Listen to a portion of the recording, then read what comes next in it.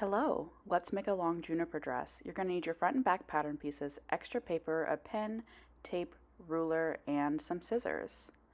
There are two places where you can lengthen and shorten the pattern.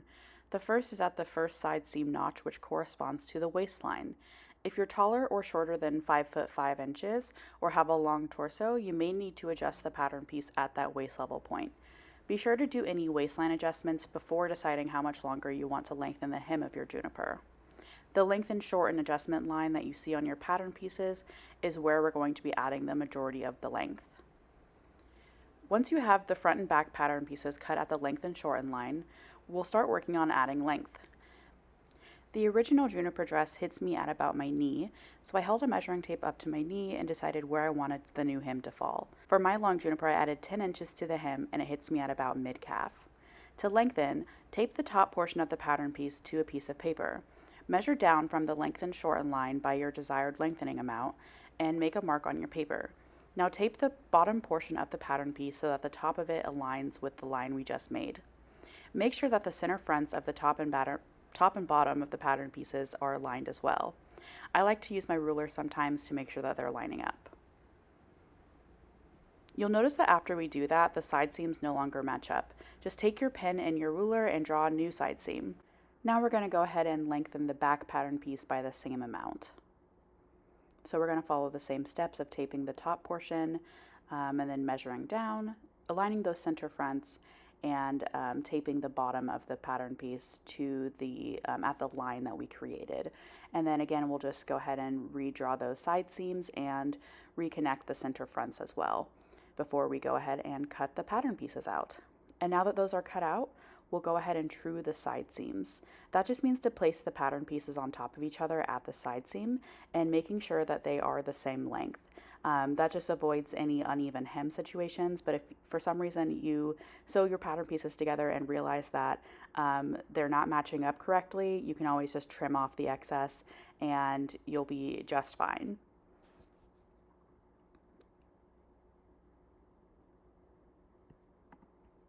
Okay, so to create this version, we're going to need to create two additional pattern pieces, a zipper facing and a hem facing. To create the zipper facing, we're going to need to know the center front length of the front dress panel piece, and we'll add 1 inch to that measurement.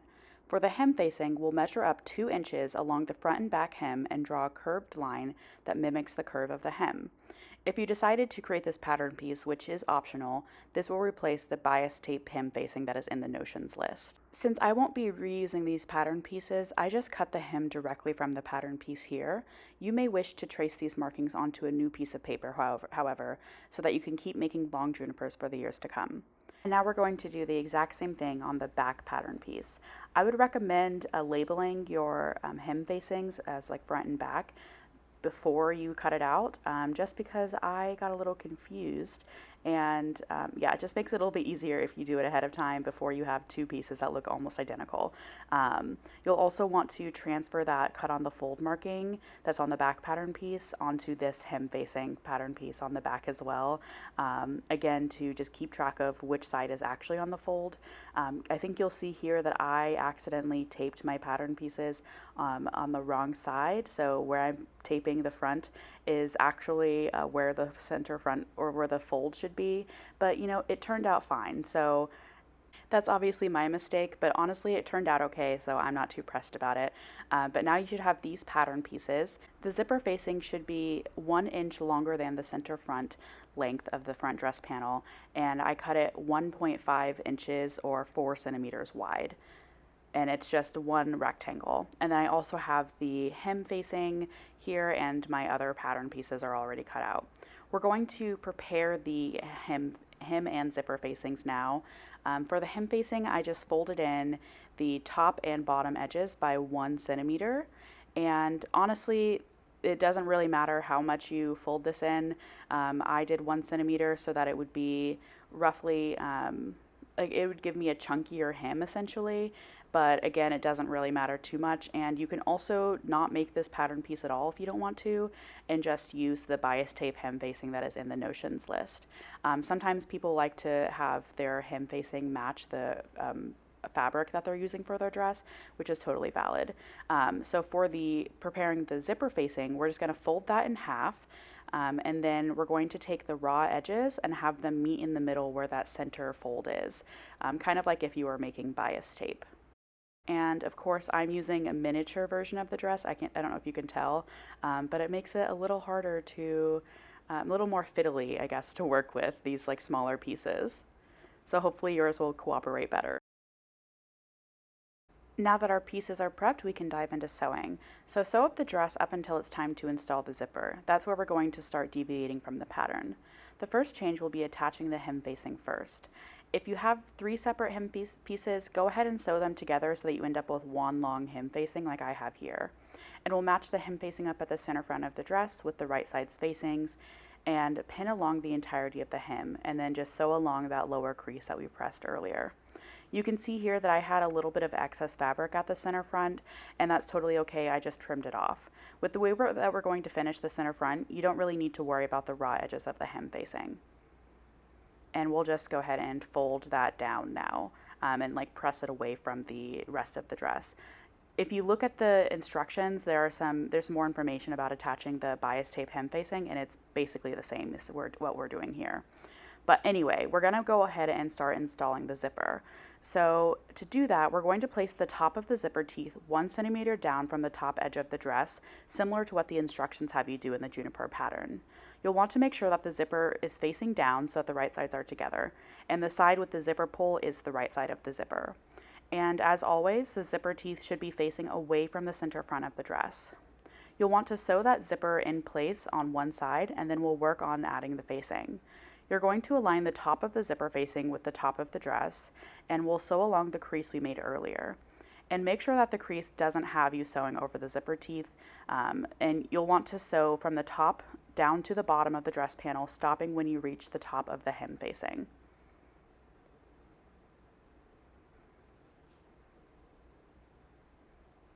And I'm just showing you that multiple times here so you know where to stop.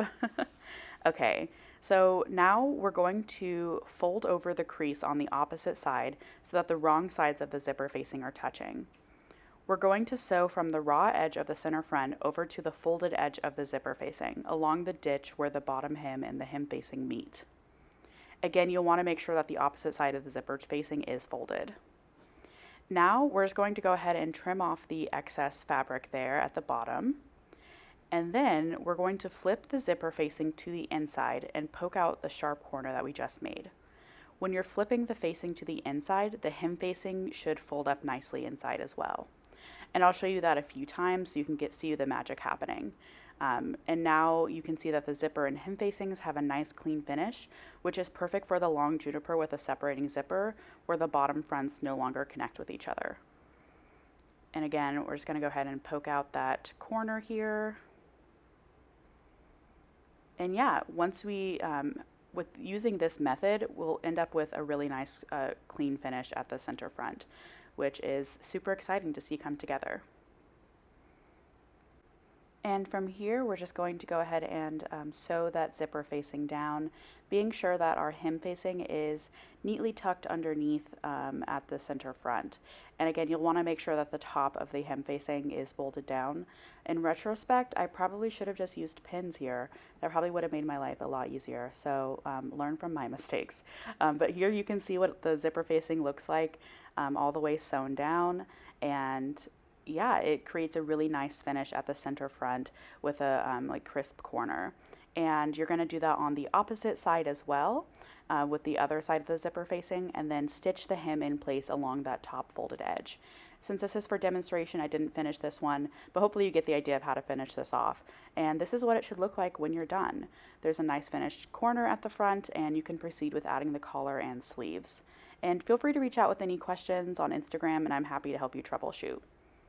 I hope you enjoy your long Juniper.